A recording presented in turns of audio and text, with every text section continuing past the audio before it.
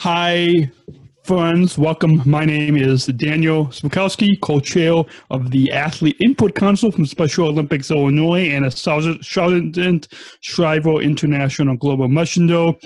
On this edition of Conversations with Athlete Leaders, I am speaking with former athlete leader Matthew Williams. Welcome, Matthew. Hi, Dan. Thanks for having me. And let's begin and tell us, how long have you been involved in Special Olympics? So I started in Special Olympics' Young Athletes program, which is their program for underage 8 athletes, and I continued with the Special Olympics all the way up through 8th grade. Awesome. And share with us, this may be a difficult question to answer, but what sports did you compete in? Oh boy, let me think about this for a second.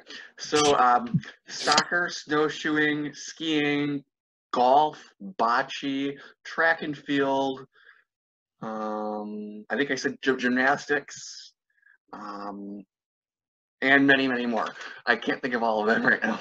Awesome. And do you have of all those sports, and probably a few more that you forgot to name, share with us which one is your favorite? I think soccer would be my favorite. I was usually the goalie for the team, and it was always I have some very fun memories from a lot of our tournaments and such, especially a number of times we were fortunate enough to go to summer games down in Bloomington. Awesome. And what made you want? I mean, if you can think back to the athlete leadership program that you were so actively involved with, and that's back when we first met, is through the athlete leadership program. Like meeting so many of our fellow athletes is through this really empowering program. Share with us what made you want to become an athlete leader. Sure. So what really was my driving impetus behind getting involved with the Athlete Leadership Program was my desire to give back to the Special Olympics organization, which really meant a lot to me. And it also was kind of twofold, where it allowed me to acquire a lot of skills I really couldn't do any way otherwise. It really taught me how to be articulate in speaking, how to write a speech, how to be not nervous in presenting to like groups of like 450 plus people, which was quite intimidating the first time I did that, and really learning how to be professional and meet and engage and network with people that I would come in contact with. Awesome. And really cool. What's been your? I'm sure you probably have tons of favorite parts, but comment on your favorite part of being an athlete leader.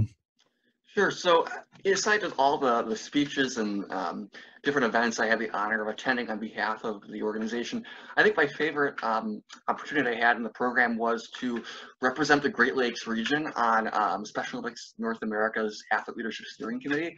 So back in 2015, we were a group of about 20-ish athletes that came together to provide input on the Special Olympics International's Global Strategic Plan, back when that was being written before the 2015 World Games in Los Angeles. And that it was really a great opportunity to have my voice heard on behalf of my constituencies in our region to help make an impact on a really global scale. Awesome. Cool. And I just like you said that you had opportunity to be part of the strategic plan back in 2015, just in October 2019, when I was in Dublin for the Global Athlete Leadership Workshop and the launch of the new Unified Leadership Program. I have opportunity to be part of hearing about the new strategic plan for the next 5 years. So that's kind of a really, I think, a empowering and very unique opportunity, yeah. A really unique. A really unique opportunity for us to be a part of as athlete leaders in this global movement, this global inclusion and revolution movement. So you graduated high school in May 2020. Tell us about what's it like graduated in 2020 during a global pandemic. Well, it was very different, obviously.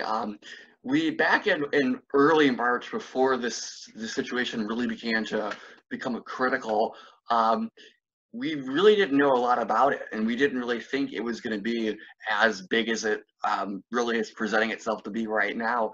But I think it really has. It's really. I think it personally showed me there's a lot of things we take for granted, personal face-to-face interactions, and a lot of like little things that you do on a day-to-day basis that you don't realize, that you take for granted sometimes, that are now non-existent temporarily, that we rely on. But also for my graduating class, there's been a lot of unique things, really cool, unique things we've had the opportunity to do.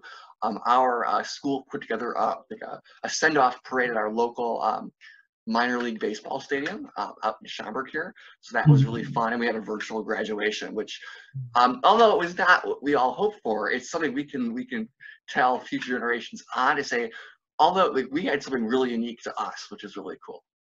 Cool, neat. And that now, if as our viewers can get a glimpse of behind you, of the college that you'll be attending in September 2020, as we get to having you tell us about your future plans, which include college, tell us about how has the athlete leadership program taught you? What has the athlete leadership program has taught you? Sure. So, as I said before, a lot of the things I learned in the athlete leadership program was really those like soft skills that you really only can really develop when you're using them. And in a lot of the presentations and speeches I gave, I learned how to be articulate, write a persuasive and engaging message, and also learn how to network with people and make my voice heard in a positive but respectful fashion.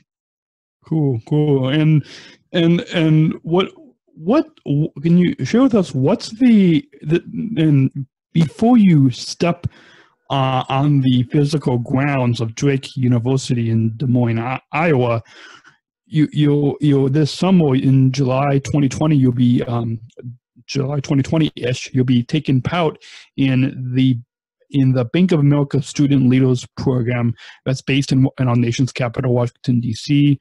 You'll be joined with about 240 student leaders from across the nation, and you're one of 5 from our Chicago region. And share with us what's this Bank of America Student Leaders Program all about? Sure. So, so the Student Leaders Program, from what we've learned so far, is really a leadership development type program. We're going to be doing a lot of engaging with the other students from all across the country in different organizations that the program works with, to kind of teach us leadership skills we'll need to make an impact in a positive impact on our communities and world around us in our future career. Everything's being moved to an online program this year due to safety concerns. Sure. But it'll still be. I'm just really looking forward to it. They're still putting all the final pieces together to how it will look. But I'm hoping I'll be able to learn a lot from it in the coming weeks. Neat. I'm sure it'll be really impactful and empowering for you to be a part of.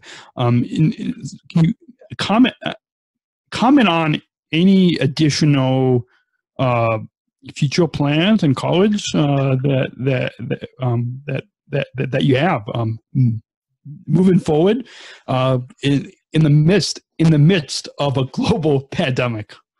Sure. So I'll be attending Drake University, which is located in Iowa, as you mentioned. I'll be planning to major in accounting with a possible minor in economics. Those are 2 areas of study I really enjoyed during high school, so I'm looking forward to engaging with that further in the upcoming in my upcoming college adventures here. Neat. Finally, a final question that I always conclude these video interviews ever since Abu Dhabi, and that is, what comment on what does inclusion mean to you? Sure. So, sorry, my window just changed here. So inclusion means to me that we as people treat our fellow person as equals. No one is above or under anyone else. And it's important to remind ourselves that we all contribute something. Every person contributes something to the greater story that the greater human experience that we all are taking part in. And if we don't be inclusive to everyone, we are just hurting ourselves in the long run. Awesome. And our guest on this Conversations with Special Olympics athlete leaders has been Matthew Williams. This is Daniel Spakowski, co-chair of the Athlete Input Council from Special Olympics Illinois and a Southern Striver International Global Messenger. It's been a joy catching up and having you on this video conversation series, Matthew. Great to get in connection with you again. So thanks, and remember everyone watching this or listening to this to show compassion, show unconditional love, stay safe, stay healthy, and remember, choose to include. We'll see you next time.